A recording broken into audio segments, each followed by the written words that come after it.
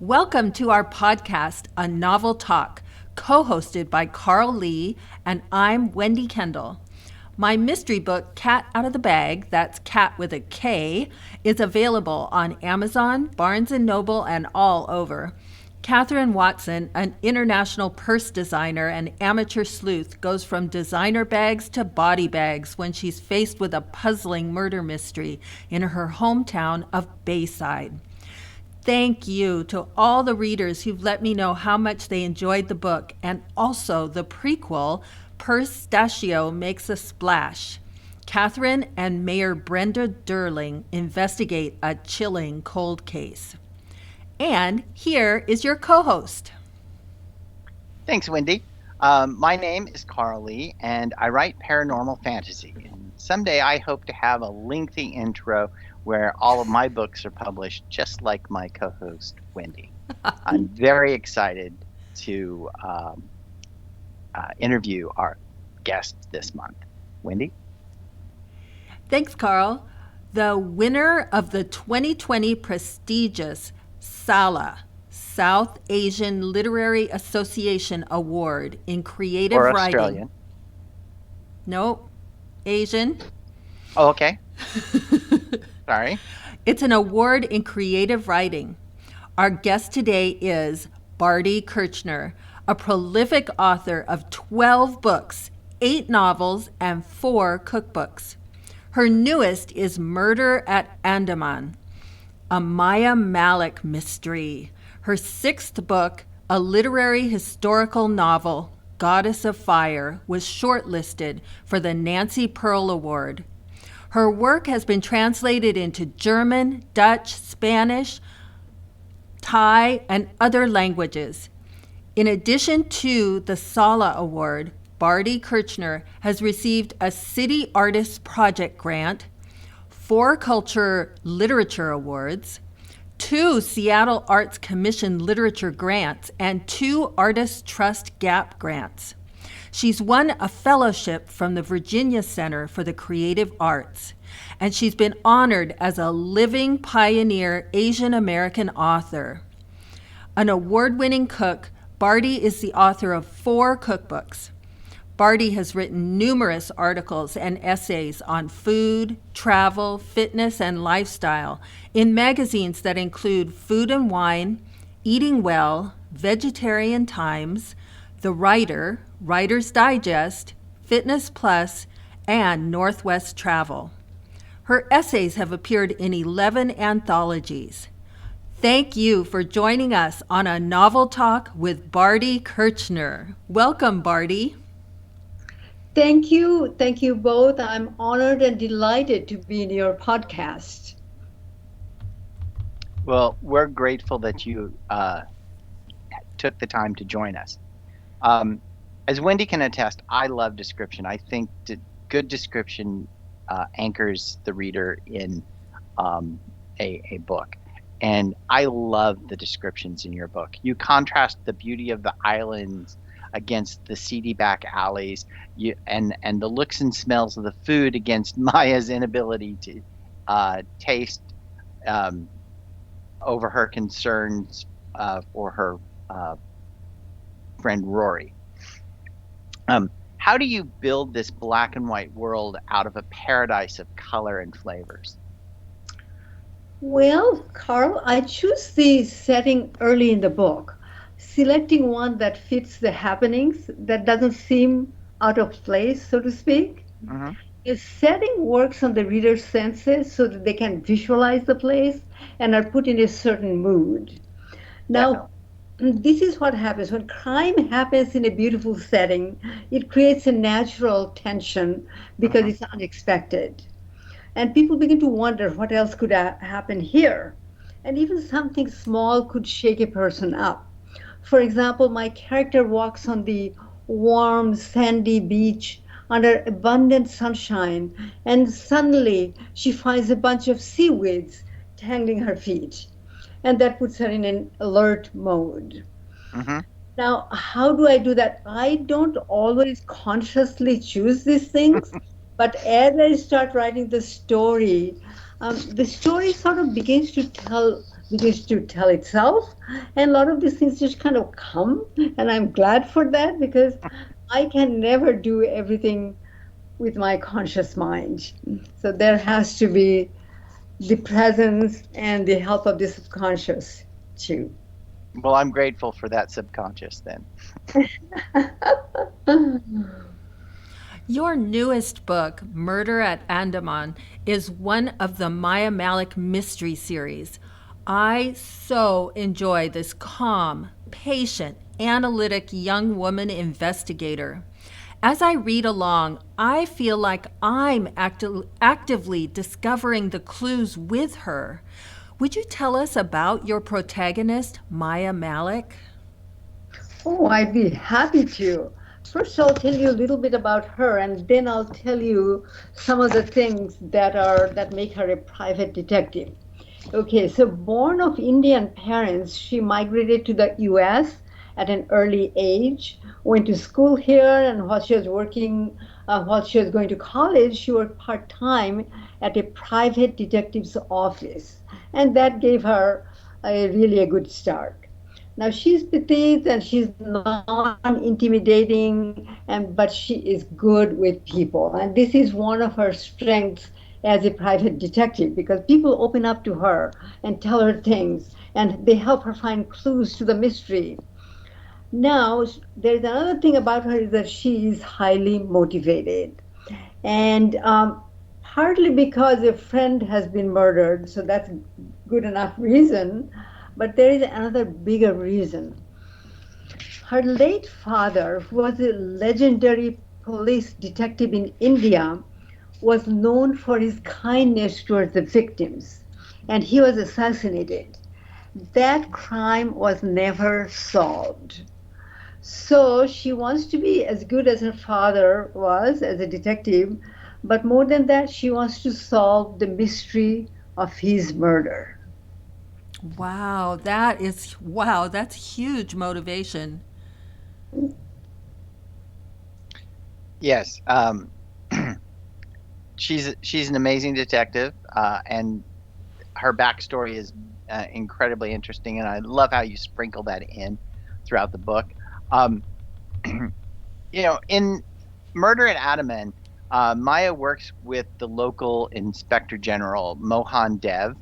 Um, he seems reluctant to help her with some aspects of her investigation. Could you provide us with some insights behind his attitude toward helping her? Does he, for instance, does he see it as an intrusion? Yes, well, Inspector Dev is an interesting character. Hmm. He is actually an old-fashioned guy, and he doesn't have a very high opinion of women in law enforcement. Although in India right now, they're very common to have women police officers and women in very high positions, but he's still that old-fashioned guy. And so at first he resents Maya because she's young and she's young and smart and brings in a different perspective from the West. So gradually he will see that she's onto something, that she ventures into places he doesn't want to go. And he realizes ultimately that he won't be able to do without her. Hmm. Excellent. Could you talk a little bit more about Andaman, the setting for your newest book, Maya's history and connection to that place, and why particularly did you choose it for this mystery? Oh, I'd be happy to. Andaman consists of like 500 or so islands, maybe more, 525 or so, and they're arranged like a necklace in the Indian Ocean. And not all of these islands are, of course, are inhabited. Once I took a boat cruise through these islands, and I saw one island so small. It's just like a piece of rock jutting out of water, so small that only one person could stand on it. But some of the islands are much, much bigger, of course, and well inhabited. So Andaman is known for a couple of things. One is the spectacular sunset, the forests, and seafood. Now, Maya has never been there. This is her first visit, which helped me in describing the place, the way a newcomer would see it. Now, another aspect which I think is considered is an interesting social aspect of Andaman, and that is Andaman is new India. It's settled by people from all over, and it does not have a built in class system like some places in India might, which makes it easy for people to move there. And that is the case with our taxi driver, Cal. And having said that, I'll also say that there's a wealthy section of the town where there are lavish parties and where people live a different sort of life, sometimes above the law. It's so interesting in the book too. I mean, listeners, I can't tell you enough. The exotic setting is just, I mean, it's a story in and of itself, and then the mystery on top of that. It's really really incredible writing. Yeah, definitely. And speaking of mysteries on top of a beautiful setting, I'm always fascinated by mystery writers, including my co-host. Um, their ability to show readers the murderer. Look, right here, here's the murderer, and then distract us with other shiny things that pull our attention away. When you are designing your mysteries, how do you plan out the misdirections? Well, that's a very good question. Well, if the author keeps going back to something, for example, an alarm clock, for example, but in the end the clock doesn't mean anything, then that was a misdirection. Hmm. In other words, whatever the author pays attention to can be a misdirection. It can also happen with people, and I like that actually a little bit even better even. For example, a recent widow. She lies to the police. She becomes even more of a suspect. And looking at criminal psychology, we find that people lie to the police for no reason at all, even when it's not necessary. So this widow might be innocent. She's lying out of fear or misconception, and spending time on her to prove that she's innocent, that would be a misdirection. Mm. Well, that's good. Wendy, Bart, make note. yes. Yes, I do. I am studying this book, believe me. Barty, there's a quote at the start of the book from Ibsen. Look into any man's heart you please, and you will always find in everyone at least one black spot which he has to keep concealed. And there's also a quote from Nathaniel Hawthorne: life is made of marble and mud. Could you talk a little about these thoughts in a mystery novel? Oh, I'll be happy to. These two are my favorite quotes. The most everybody has a black spot in their heart to hide. Now, it might mean nothing to someone else, but people feel guilty about something they may have done or not done, and which may have no bearing to the crime that has taken place. It's just human nature. Now, for the second quote, I was referring to the wealthy Peterson family. They live in a marble palace, but if you examine their situation, you find there's a lot of things that have gone wrong. The family has financial issues, they have family violence issues, many other stresses. So it's as though they wallow in the mud. Now, these quotes are meant to create a mood and an environment, but they are not extremely direct. In other words, they don't telegraph the outcome of this story. I love that. It really does set a tone as you start the book. I just love those. Yeah, I do too.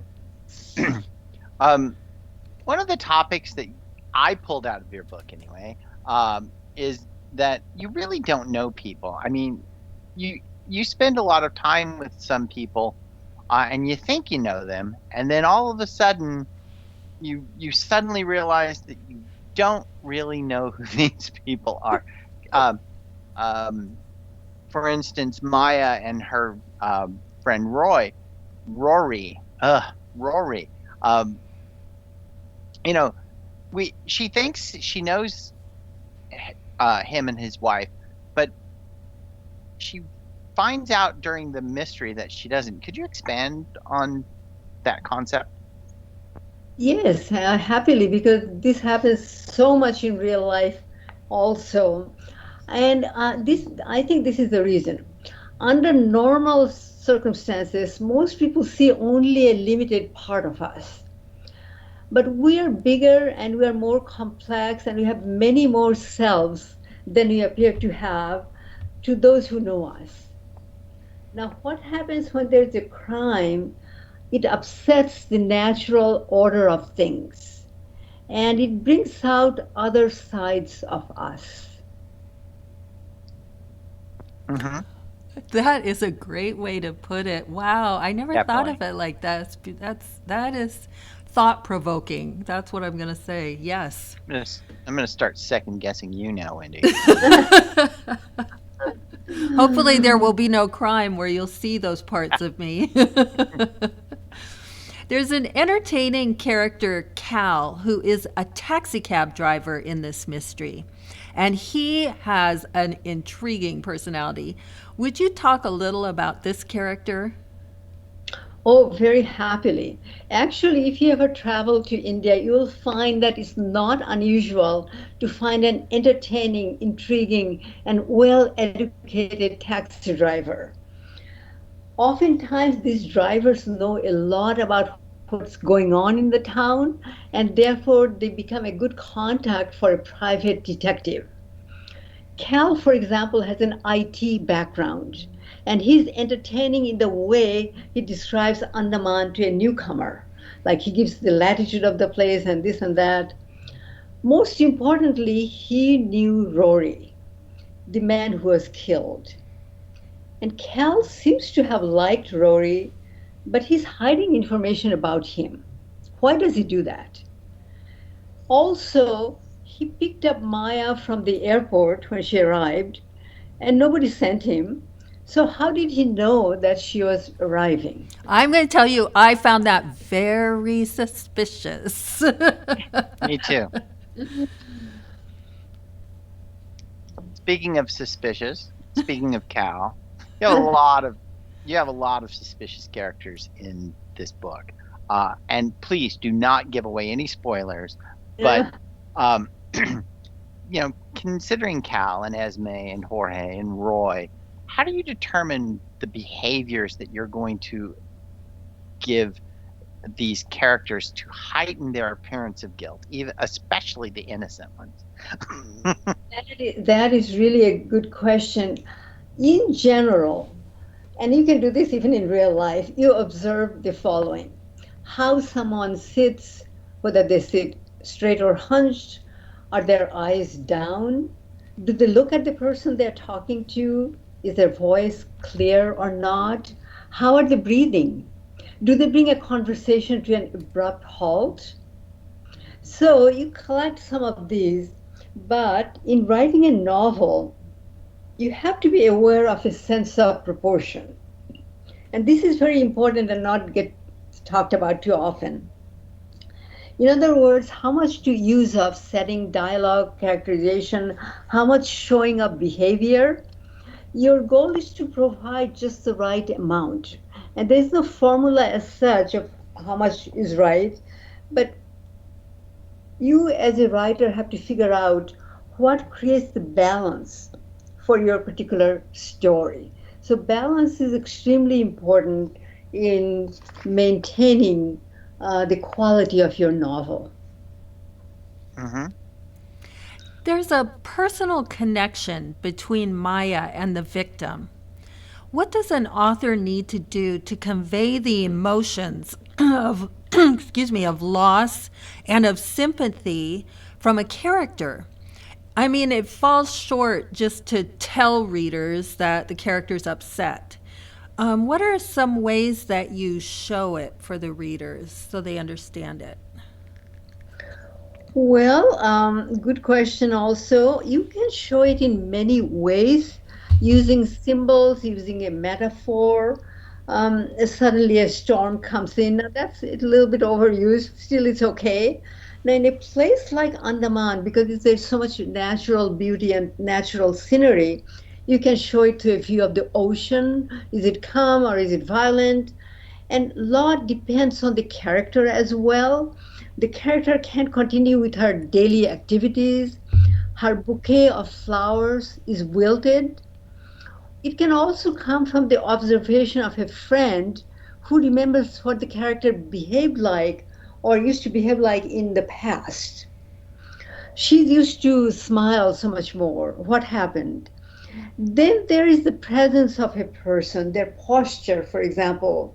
Movies often show that something is different just by showing how a person stands. That's very skillful. Yeah, that's interesting. I like the concept of the wilted flowers. I like that. Um, I'd also like it if, Bharti, you would be willing to read an excerpt from your book for our readers. It's really for me, but I'm calling it for the readers. Oh, I'm happy to read it and to know that somebody wants to listen to it. Oh, that's even better. Okay, I'm going to read from chapter one. I'm going to read like 2.5 to 3 pages. With the gray hangover of a Seattle November morning spreading outside her window, Maya Mulday caught the headline on her iPad. American tourist hacked to death in Port Blair, Andaman Islands capital. Another sensational news item, scandalous and already 2 days old. Best not to linger. Finger poised to scroll down the screen, Maya registered the mention of Andaman. She knew that place, an isolated cluster of islands belonging to India, strung like a chain of jewels off the coast of Myanmar in the Indian Ocean. After taking a deep breath, she dismissed her irrational reaction. Must be a coincidence.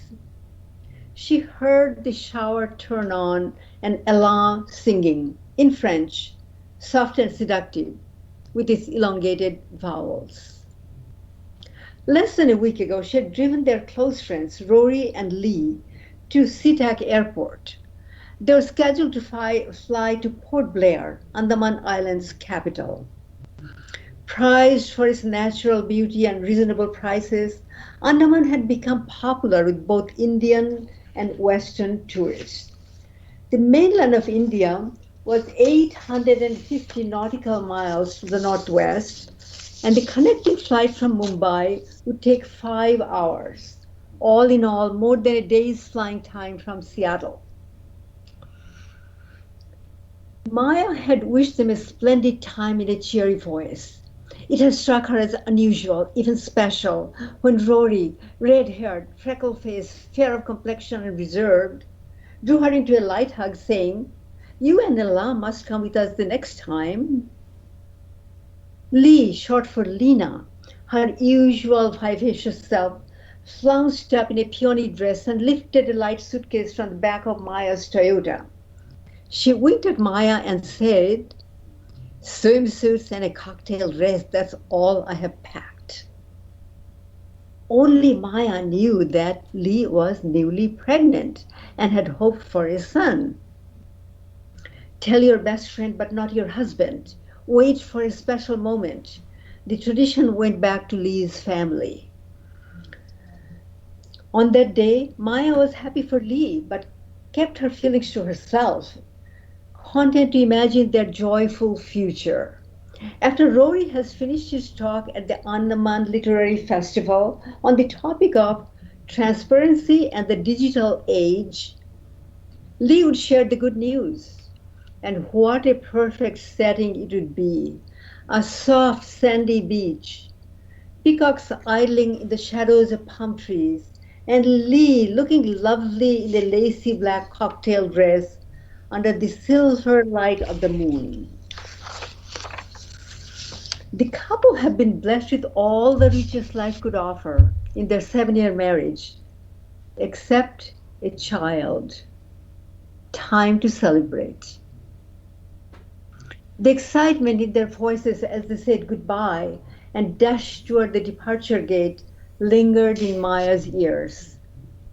She looked at the screen, her jaw tight. Port Bear Police has identified the victim as Rory Thompson. Oh no, not Rory. Followed by, where's Lee? Why hasn't she texted? Maya returned her attention to the screen. Publisher of Rolling Books, an independent literary house based in Seattle, Thompson specialized in edgy social and political exposés. Maya tore her gaze away and shook her head. Oh my God, that really opens the entire reader experience up for what is about to come over the next couple of hundred pages. Thank you so much for the reading. It was an excellent choice, although there were a lot of really good choices to choose from. And thank you for joining us. Wendy? Yes, thank you so much, Bharti Kirchner, for joining us for a novel talk. Listeners, you will want to check out Bharti's website, bhartikirchner.com, for more information about her wonderful books and even for some delicious recipes. Thank you, Wendy and Carl. I'm really delighted and honored to have been here with you. Thank you. And thank you to our listeners for tuning in. Remember to subscribe so you don't miss an episode. And remember, a novel read leads to a novel talk.